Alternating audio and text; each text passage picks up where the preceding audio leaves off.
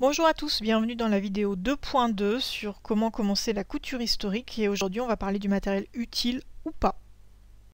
Comme ma présentation était bien trop longue, j'ai décidé de la couper en 3 vidéos. Donc la dernière fois, je vous ai parlé de tout ce qui était matériel obligatoire, ce qu'il vous faut pour pouvoir commencer la couture historique. Vous trouverez le lien de cette vidéo sous celle-ci dans la description. Donc si vous ne l'avez pas vu, n'hésitez pas à y jeter un œil.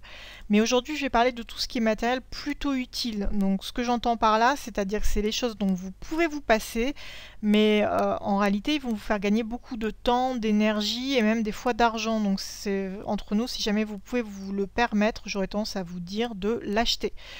Ensuite, en partie 3, on parlera de tout ce qui est matériel peu utile. J'irai même jusqu'aux gadgets. Et vous allez voir qu'en couture, il y en a pas mal.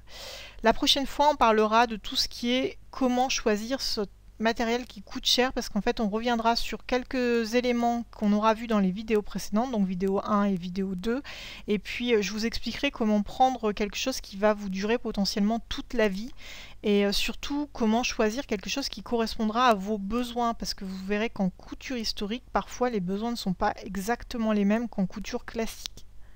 On va donc commencer avec le matériel plutôt utile, ce qui n'est pas obligatoire mais qui va vous faire gagner plein de temps et d'énergie.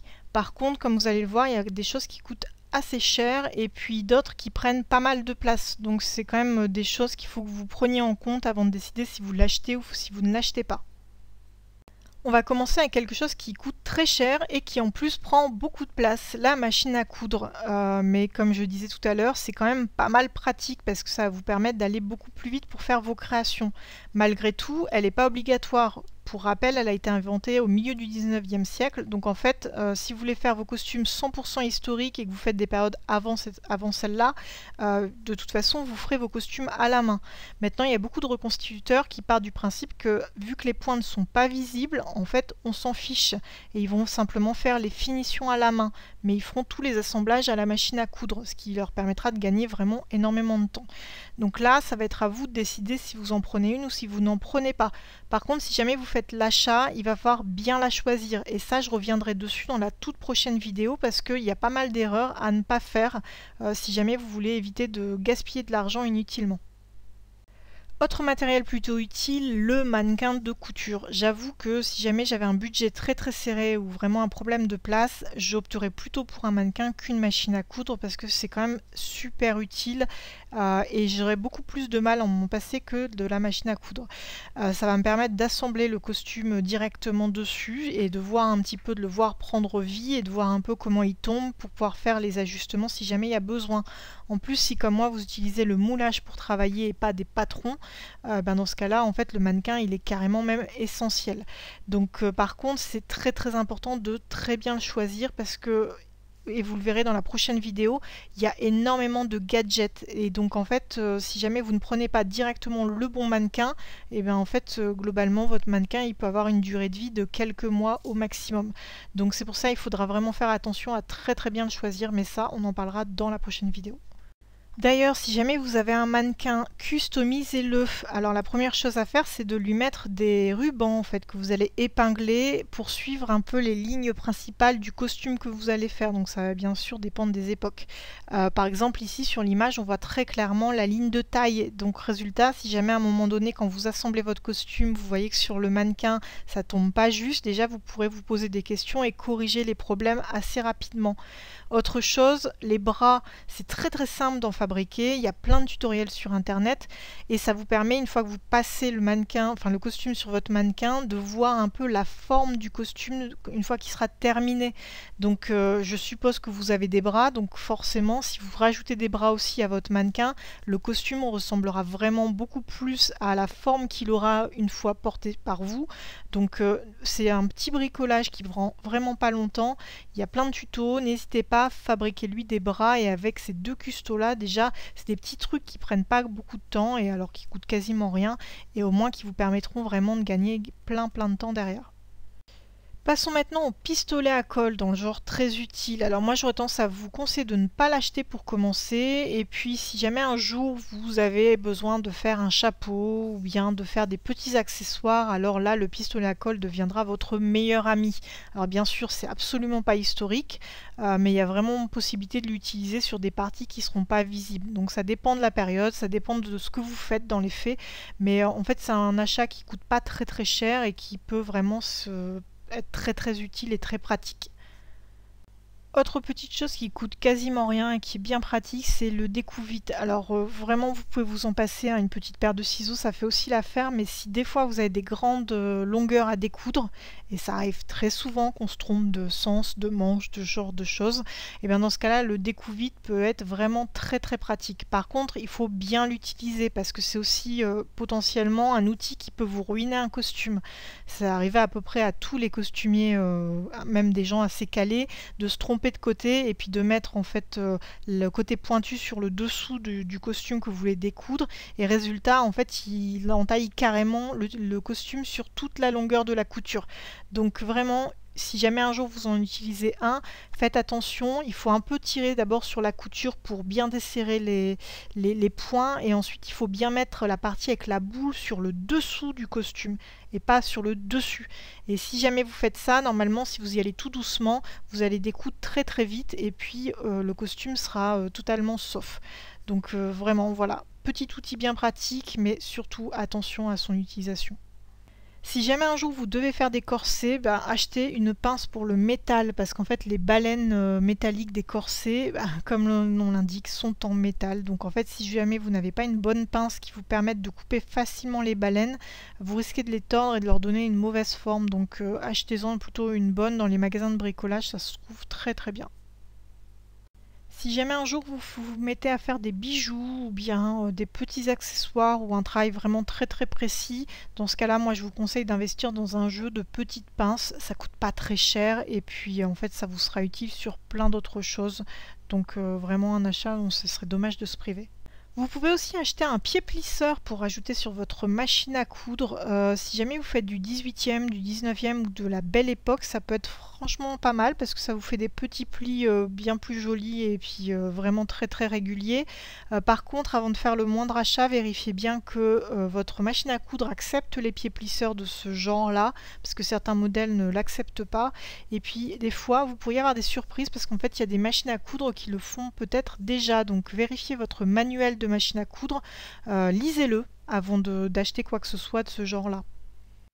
Si vous faites une période où il y a des œillets, je vous conseille d'investir dans une bonne pince à œillet. Ça coûte à peu près une vingtaine d'euros, et puis surtout dans des œillets de qualité. Alors moi j'avoue, je suis une grande fan de la marque Prime. Ils m'ont pas payé pour que je fasse cette vidéo, mais très clairement il y a des rondelles en fait dessous. Ça permet que quand l'œillet s'est écrasé par la pince, ça va éviter de mettre plein de petits tronçons de métal un peu partout et de vous égratigner la peau, parce qu'il n'y a rien de plus désagréable en fait d'un costume qui va vraiment vous griffer, voire vous faire saigner. Donc en fait faites vraiment attention à la qualité des œillets, mettez peut-être un peu plus cher, je vous dis la marque Prime est vraiment géniale. Par contre faites attention selon l'endroit où vous allez l'acheter, les acheter ces œillets, des fois ça peut être du simple au double. Sur Paris par exemple, les prix ça va de 4,20 € à 9,80 € pour la même boîte d'œillets, donc c'est pour ça que faites attention à l'endroit où vous allez aller l'acheter. Il est aussi possible d'acheter des presses à œillets si jamais vous en faites beaucoup, mais par contre je tiens à insister sur un point, c'est un matériel qui coûte très cher, plus d'une centaine d'euros, ça prend beaucoup de place, donc sauf si vraiment vous avez une grosse cadence d'œillets à poser, franchement la pince est largement suffisant. Mais j'aurais tendance à vous dire, allez la tester la presse avant de faire le moindre achat de ce genre chez un ami ou une amie pour être sûr que ça correspond bien à vos besoins. Et dans tous les cas, en reconstitution, il est clair que si jamais vous devez faire des œillets, préférez plutôt les broder. C'est une technique qui nécessite un peu d'habitude, mais franchement vous aurez des beaucoup plus beaux résultats qu'avec la pince à œillet. Par contre la pince à œillet ça permet d'aller vraiment beaucoup plus vite et rien ne vous empêche après de recouvrir les œillets métalliques en fait avec du fil pour donner l'impression qu'ils ont été brodés. Ça donne des résultats très naturels et puis ça peut permettre de faire que on ne voit pas le côté métallique de l'œillet malgré tout. Donc la dernière fois, je vous avais parlé des ciseaux cranteurs et en fait, effectivement, il y a des périodes, le 18e, le 19e et aussi un peu de la Belle Époque, sur lesquelles il faut pouvoir faire des pinkings, en fait, c'est-à-dire de découper un peu les rebords et les bords des tissus, pouvoir faire des kilomètres et des kilomètres de fronces de tissu. Et donc en fait, la première chose effectivement qu'on peut utiliser qui est très simple, c'est la paire de ciseaux cranteurs. Ça va bien fonctionner au début, mais vous allez voir que plus vous allez couper, en fait, ça va s'émousser très très vite. Et en fait, au bout de à peine un demi-costume, peut-être un entier, vous allez voir qu'en fait, votre paire de ciseaux, vous pouvez quasiment la remplacer et ça finit par vous coûter assez cher. Et puis en plus, vous allez vraiment vous faire mal aux doigts en l'utilisant parce que en fait, les épaisseurs de tissu, au bout d'un moment, ça devient quand même assez épais, donc il faut mettre beaucoup de force. Donc voilà, la paire de ciseaux, c'est pas très pratique. Alors il y a plein d'autres techniques qui existent, bien sûr, il y a la technique en fait de l'emporte-pièce. Là, c'est du matériel pour cuire, mais ça marche exactement sur le même principe, c'est-à-dire vous mettez votre tissu et puis là en fait avec un coup de marteau vous allez découper votre tissu en fait grâce à cet outil là. Par contre, autant vous dire que si jamais sur une crinoline par exemple qui fait 5 mètres de diamètre, il va falloir 15 mètres de tissu par fronce, vous allez passer des semaines, voire des mois, voire des années à découper votre tissu avec cette technique-là. Donc en fait, la technique qui fonctionne le mieux, ce serait d'utiliser la pinking machine. La pinking machine, franchement, c'est génial. C'est un outil en fait qui tourne et en fait qui vous permet de justement faire vos lignes de tissu, en fait fabriquer, donc décorer le bord de vos tissus en quelques minutes. Donc c'est génial, mais, parce que forcément il y a un mais, ça coûte très très cher, mais vraiment très cher. En plus, on la trouve que sur certains sites de naturalisation d'animaux, donc en fait les animaux empaillés. Donc il faut trouver déjà le site, il faut trouver la machine, il faut réussir à la commander. Après il faut la faire venir parce qu'elle pèse plusieurs kilos, parce qu'elle est en fonte. Donc voilà, donc c'est une machine qui est quand même compliquée à trouver, mais par contre quand on l'a, c'est du vrai bonheur. Bon, à condition bien sûr d'avoir les moyens de se la payer et puis d'avoir la place pour l'installer, parce que ça vous prend une table entière et c'est pas le genre de truc que vous pouvez trop installer, désinstaller souvent. Donc j'avoue que la mienne trône en plein milieu de mon salon alors que je l'utilise peut-être 2 fois par an, mais bon, je l'aime, j'ai tellement de mal à la trouver et je l'ai tellement voulu que voilà, je vous dis, moi, pour moi qui fais beaucoup de 18e et beaucoup de 19e, je l'aime ma pinking machine. Voilà, on arrive sur la dernière partie, la numéro 3 de cette vidéo, c'est le matériel pas si utile. En fait, c'est exactement le genre de choses où vous êtes dans un magasin, vous le voyez, et là vous dites oh, c'est exactement ce qu'il me faut, avec ça je vais pouvoir faire tellement de beaux costumes, ça va être génial, ça va changer ma vie. Et puis en fait, vous allez l'utiliser et puis vous allez très très vite vous rendre compte que en fait, c'est complètement inutile, voire c'est complètement du gadget. Je vais commencer avec ce qui me semble le plus évident, la surjeteuse. Alors oui, la surjeteuse, si vous faites de la couture classique, c'est hyper utile, surtout pour coudre tout ce qui est, enfin pour surjeter tout ce qui est maille, jersey et ce genre de choses. Là c'est génial, il vous faut une surjeteuse. Par contre, si vous faites de la couture historique, du costume historique, là, oubliez la surjeteuse. Non seulement, en fait, ça va être, vous allez dépenser plein d'argent pour rien, parce qu'en fait, les tissus à surjeter, en fait, c'est pas du tout ce que nous on va utiliser pour faire du costume historique. Mais en plus, vous allez assez rapidement avoir envie de l'utiliser en fait au bord de vos costumes. Et alors, clairement, c'est tout sauf historique. Déjà, ça va peut-être se voir si jamais vous les retournez pas proprement ensuite. Donc de toute façon, vous allez avoir besoin de faire encore du travail derrière. Et sérieusement, un simple point zigzag, ça marche très bien. En plus, vous risquez d'avoir le piège de vous dire hey, mais je vais pouvoir assembler mes tissus visibles et mes doublures ensemble, parce qu'il y a beaucoup d'époques où il faut d'abord assembler les tissus pièce par pièce avant d'assembler les pièces ensemble. Et donc en fait, le truc c'est que si jamais vous faites ça, il va y avoir des micro-décalages dans les tissus, parce qu'en fait, vu que c'est pas les mêmes tissus, ils vont légèrement bouger l'un sur l'autre. Et en fait, au final, une fois que le costume sera totalement assemblé, il y aura quelques millimètres par-ci par-là qui auront bougé, et en fait, le résultat ne sera pas propre. Donc vraiment la surjeteuse, le piège si jamais vous ne faites que de la couture historique. Alors, la machine à broder, il y a tellement de choses à dire là-dessus. Bah oui, forcément, si jamais un jour vous avez envie de vous faire un habit brodé, c'est exactement ce qu'il va vous falloir. Mais franchement, est-ce que vous êtes sûr de savoir l'utiliser?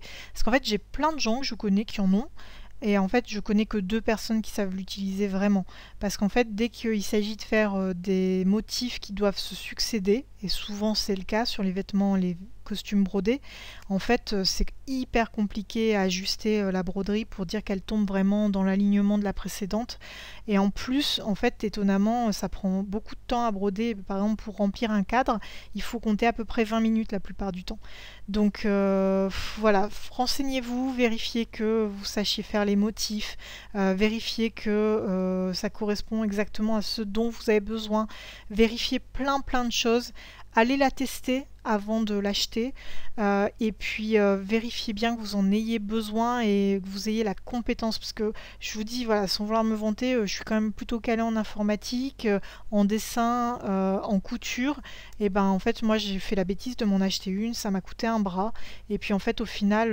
je l'ai utilisé pour faire des petits points minuscules et ridicules sur certaines robes, mais j'ai jamais vraiment utilisé le côté broderie. Alors je sais qu'il y a des costumiers qui en font des magnifiques, je vous dis, moi j'en connais 2 qui savent les utiliser, ça donne envie, mais c'est vraiment pas à la portée de n'importe qui, donc j'aurais vraiment tendance à vous dire attendez d'être vraiment qualifié, et puis si vraiment au bout de quelques années vous voyez que c'est utile, allez la tester chez un ami ou une amie, et puis après éventuellement achetez-la. Moi personnellement j'ai plutôt décidé d'apprendre à broder, parce qu'au fait au final ça coûte moins cher, et puis le résultat est plus clean, et puis je trouve ça plus joli. Bon, bien sûr ça prend beaucoup plus de temps par contre. La roulette et le papier qui permet de décalquer les patrons, moi je trouve ça vraiment totalement inutile. Alors après peut-être parce que j'ai pas la bonne technique, c'est-à-dire que moi j'utilise donc du papier à décalquer, sur lequel donc généralement du papier à cuisson comme je vous disais sur la vidéo précédente, sur laquelle je vais décalquer mon patron, et après je vais aller tout épingler et puis tout couper directement, et voilà, et le boulot est bien fait et ça me va complètement comme façon de faire. Donc du coup peut-être que c'est parce que j'en ai pas besoin que j'ai jamais vraiment trop été voir du côté de la roulette, mais j'avoue que voilà, c'est quelque chose, c'est un outil qui me semble absolument inutile. Alors comme je vous le dis, peut-être que c'est parce que je ne sais pas l'utiliser, donc si jamais quelqu'un un jour a une vidéo intéressante sur le sujet à me conseiller, je suis preneuse. En attendant, moi pour moi, inutile. Enfin, je termine avec ce petit outil, donc c'est les petits outils qui permettent de faire des biais. Franchement, j'en ai utilisé beaucoup au début, et puis en fait au final, si jamais vous savez bien utiliser votre fer à repasser, et puis vous êtes capable d'utiliser une règle, en fait vous n'avez absolument pas besoin de ce genre d'outils. Vous aurez des résultats tout aussi nets et puis quasiment aussi rapides avec simplement votre fer à repasser et puis vos doigts, quoi. Donc c'est pour ça que j'aurais tendance à me dire que ça c'est du gadget complet. Bon après, c'est pas ce qui coûte le plus cher, donc là c'est vous qui voyez. Voilà, donc c'est tout pour cette vidéo. J'espère n'avoir rien oublié. Vous serez sans doute pas d'accord avec moi et avec ce que j'ai mis à l'intérieur des différentes catégories si jamais vous avez l'habitude de faire de la couture, parce que j'aurais quand même tendance à me dire effectivement que les avis peuvent diverger, et sans doute que si dans 5 ans ou 10 ans je fais cette même vidéo, je vais vous dire autre chose. Bon, en attendant, très clairement, voilà, ça c'est mon avis du moment, et puis on en reparlera dans 5 ou 10 ans. C'était donc la vidéo 2.2 qui fait suite aux questions à se poser avant de commencer au matériel qu'il faut avoir. Je vous remets les liens dans la description, n'hésitez pas à les regarder si vous ne les avez pas vus. Cette vidéo-là, elle a été beaucoup plus longue à sortir que prévu, mais alors vraiment très longue. J'avoue que j'avais fait la version française au mois de juin, là je l'ai reprise et je me suis dit mais je vais recommencer à zéro parce que ça me plaisait pas du tout, et j'ai un peu tendance à recommencer chaque slide à peu près 300 fois, donc il faut que je m'oblige à, quand je bafouille comme là à l'instant, à quand même garder les prises, parce que sinon en fait je vais jamais finir de faire toutes ces captures. Enfin bref, et ce qui me prend le plus de temps c'est la version anglaise, parce que j'ai un accent tout pourri, alors j'essaye d'être à peu près compréhensible. J'avoue que j'aimerais bien arrêter la version anglaise pour dire d'aller plus vite, sauf que j'ai l'impression qu'il y a des gens qui regardent, et alors miracle, il y a des gens qui ont l'air de me comprendre. Donc du coup je continue, mais c'est vrai que ça prend pas mal de temps. À venir, le focus sur la machine à coudre et le mannequin. Pourquoi? Parce que vraiment c'est hyper important de bien les choisir, de ne pas dépenser votre argent pour des bêtises, même si vous avez plein de pognon. Dites-vous que tout ça, c'est un coût environnemental dans tous les cas. Rien que la production de la machine à coudre du mannequin, c'est de la pollution énorme. Donc en fait, clairement, essayez d'éviter dans tous les cas d'acheter des choses, des gadgets ou des choses qui vont lâcher très rapidement. Prenez du bon matériel, quitte à en mettre légèrement plus, mais au moins vous l'aurez toute votre vie et vous pourrez potentiellement même le passer à vos enfants. Et ensuite on continuera sur les fournitures, les techniques, quel type d'événement, le monde du costume et puis l'histoire du costume. Bref, plein de vidéos à venir. En tout cas, merci beaucoup de m'avoir suivi. J'espère que ça aura été utile pour vous. N'hésitez pas à partager, à parler de la vidéo à des copains-copines qui voudraient se lancer. Voilà, un grand merci à vous pour votre soutien. J'avoue que dès que vous mettez des petits cœurs, des pouces, des choses comme ça, c'est super sympa. Les commentaires, j'adore. Alors, j'ai pas le temps forcément de répondre à tout, mais je lis tout et je trouve ça vraiment adorable. Et bref, merci à tous. Vous êtes géniaux et c'est aussi pour ça que je continue malgré un gros manque de temps. Donc merci encore et à très vite j'espère. Au revoir.